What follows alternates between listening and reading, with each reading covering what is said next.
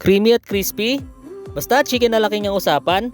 Dapat yung pagiging creamy ng white sauce ang magdadala ng linamnam. Sa pwedeng partner na carb sa ganitong recipe ay ang marble potatoes. Pero kung wala ay magkanin na lang tayo mga boss. Sa isang bowl para sa ating breading, naglagay lang tayo ng 1/2 cup na harina, 1/2 cup na cornstarch, 1/2 teaspoon na asin or iodized salt, at isunod na rin natin yung 1/2 teaspoon na paminta or yung ground black pepper. Next, 1 tablespoon ng paprika powder, 1 tablespoon ng garlic powder. Paghaluin lang natin yan mga boss at i-coat na natin yung ating manok. Dalawang chicken thigh nga lang pala ang ginamit ko dito at dinibone ko lang ito para mas maganda ang outcome ng prito natin mamaya. Siguraduhin lang na ma-coat natin yan ng mabuti bago natin ilubog sa mantika. Pwede din pala kayong gumamit ng chicken breast dito mga boss. Mag-form lang ng white bread na parang cone at saka natin siya i-bake. Prito na natin yung ating manok mga boss. And for the better outcome, dapat medyo mainit na yung ating mantika. At iuna natin iprito ang balat para sa extra crispy. And manatiling moist ang laman ng manok. Isa pang makakatulong dito ay para maiwasan ang pag-urong ng laman dahil mabilis mag-react ang protein sa mainit na mantika.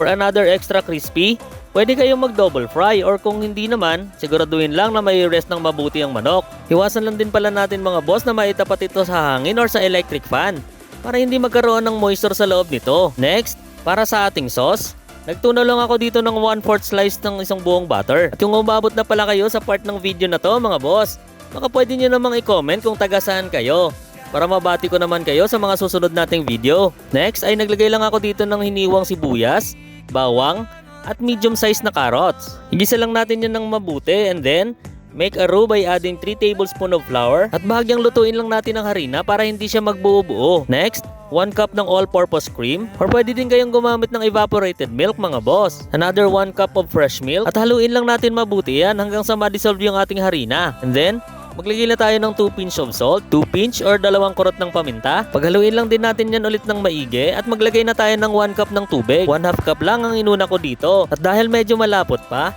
ay nagdagdag pa ako ng another 1/2 cup. Sa inyo pa rin mga boss kung gaano kalapot ang inyong gusto. Pero para sa akin, ay ayos na yung ganitong lapot. Next, ay i-add na natin yung ating chopped celery or kung meron kayong fresh parsley, ay mas mainam mga boss. Para naman sa ating side dish, melt lang ulit tayo ng butter at isautay na natin yung ating corn kernels. Add a pinch of salt and a pinch of black pepper. Napadami ang asin ko dito kaya medyo maalat yan ang aking natikman. Kaya laging umalalay lang sa asin mga boss. At sa ating plating naman, lagay lang tayo ng 1 cup of white rice or pwede din dito ang brown rice or red rice kapag nagda-diet kayo. Yung ating breaded fried chicken, corn kernels, buhusan na natin yan ng ating white sauce para makita na natin yung ating finished product mga boss. Usapang diet nga pala ay isang hiwala ng pritong manok ay pwede na. Sa recipe na ito, ang calorie count ng ating serving ay umaabot lang ng 560 to 700 calories mga boss. Kaya naman ugaliin natin ng malakas na pangangatawan at malusog na kaisipan.